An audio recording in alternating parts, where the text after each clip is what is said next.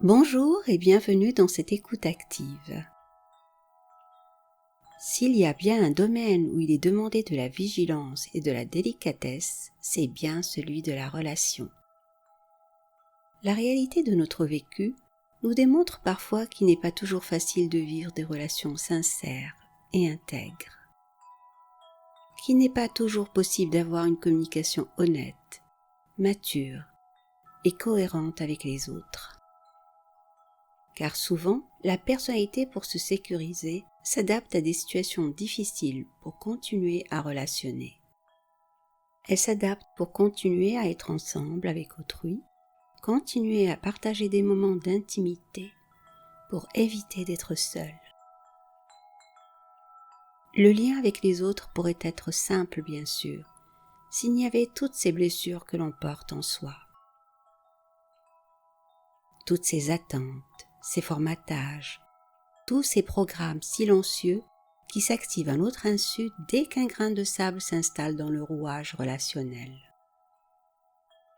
Il y a aussi ce vide intérieur, ce vide qui nous fait accepter parfois l'inacceptable, pour échapper à l'ennui, à l'isolement et au manque de nous-mêmes.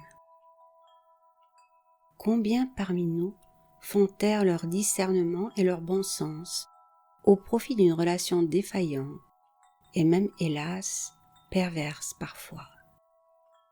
Combien s'oublient pour un semblant d'amitié, de tendresse, d'amour, de reconnaissance ou d'intérêt. Combien essuient maintes déceptions en donnant la main à des êtres qui ne le méritent pas. Combien de fois ai-je cru qu'il suffisait d'un peu de patience, d'un soupçon de volonté et d'un brin d'abnégation pour que l'autre change. Pourquoi vouloir changer l'autre? Qu'est-ce que je veux en obtenir au juste? Et si la relation avec l'autre était à l'image de ma relation avec moi-même? Ce qui pourrait peut-être signifier qu'un conflit avec l'autre est une projection d'un conflit à l'intérieur de moi-même, avec moi-même. Un conflit intérieur qui parle au nom de certaines parts de moi que j'ai fait taire consciemment ou pas. Des parts en souffrance qui souhaitent que je les voie, que je les entende et que je les prenne en considération. Et si en définitive, la relation que j'entretiens avec l'autre ne parle que de moi?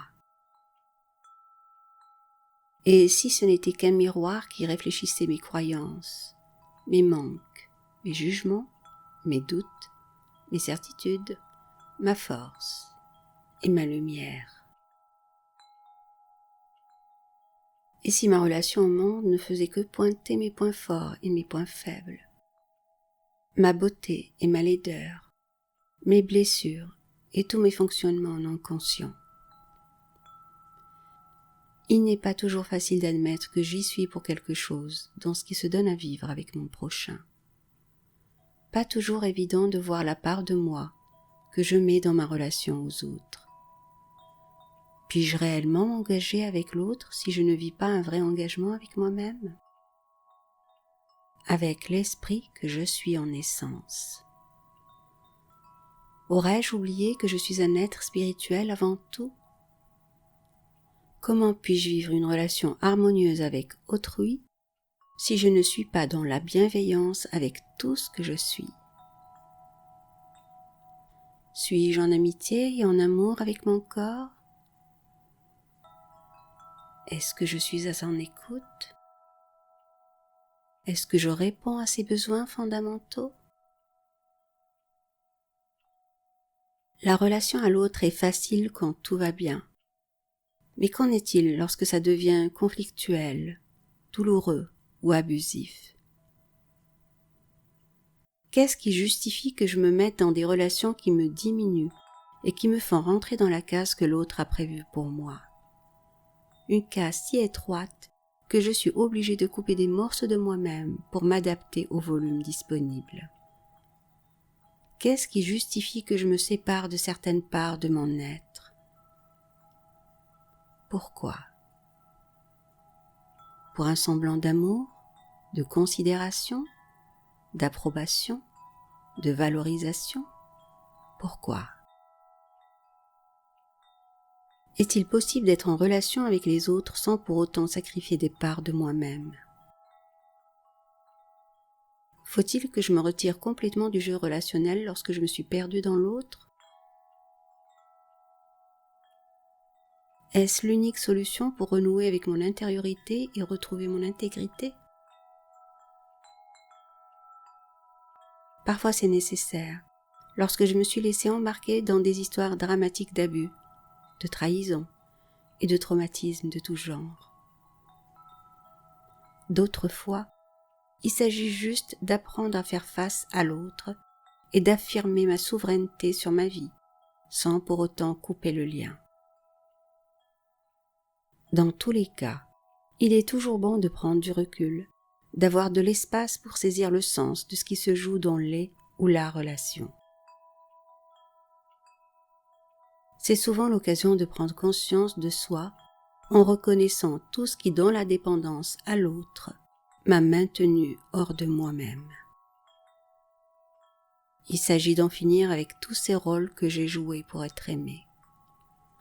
Ces rôles dans lesquels certains aiment me voir enfermée et qui n'ont aucun rapport avec qui je suis véritablement, aucun rapport avec ce qui me fait vibrer de l'intérieur. Que se passerait-il si je m'accordais du temps pour me connaître moi-même et me reconnaître, goûter à ma propre présence, à mes propres valeurs? Se pourrait-il que cela me permette de créer des relations plus fluides, joyeuses et profondes avec moi-même et les autres?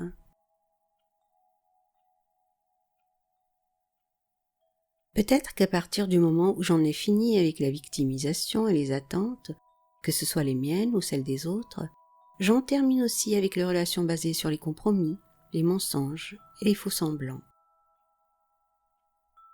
Je ferme alors la porte aux personnes manipulatrices qui veulent m'imposer leur seule façon de voir et d'agir. Et je cesse de me laisser intimider par le mensonge à mon propos, les diffamations et les calomnies qui ont pour but de m'isoler des autres. J'arrête de me faire culpabiliser et de me faire douter de moi-même. Je me libère de tous ces liens aliénants qui me maintenaient sous la coupe de l'autre, des autres.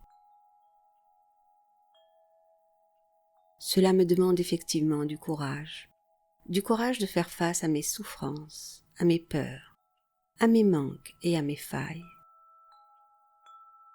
Mais cela en vaut la chandelle, n'est-ce pas? Je suis sur terre pour me choisir, me libérer du mensonge et exponentiellement évoluer en conscience.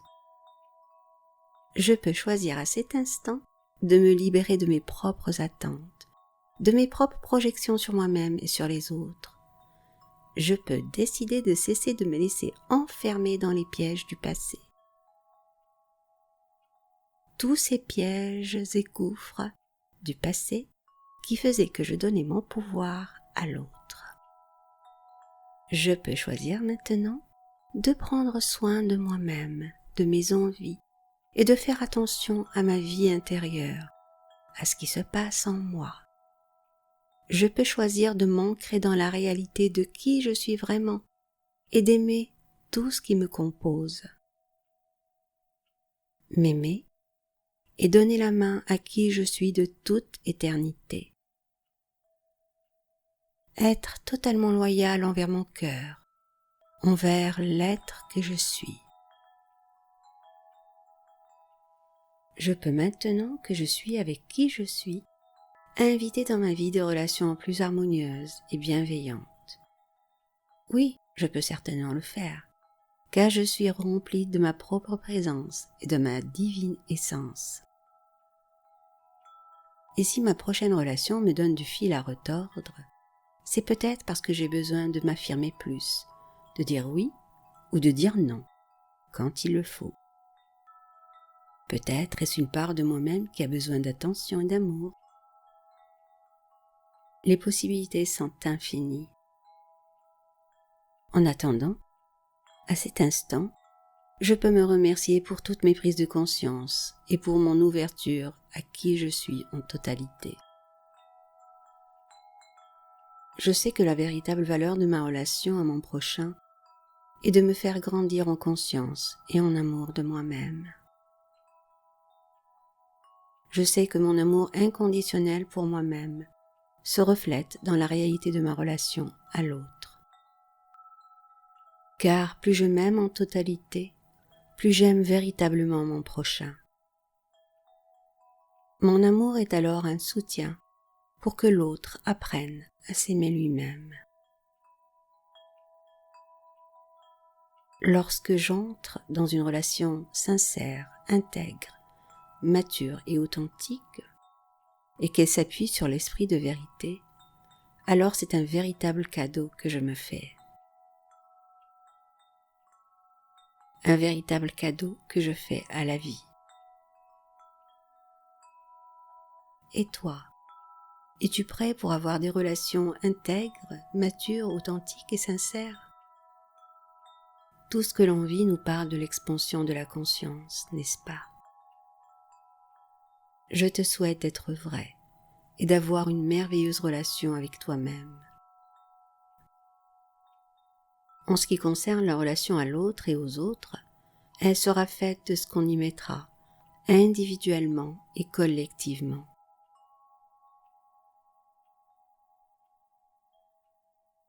N'hésite pas à mettre un commentaire sur ta manière de relationner avec les autres. Et si tu le souhaites, tu peux aussi offrir un pouce bleu pour aider cette chaîne à plus de visibilité. Merci, bon cheminement à toi et à bientôt.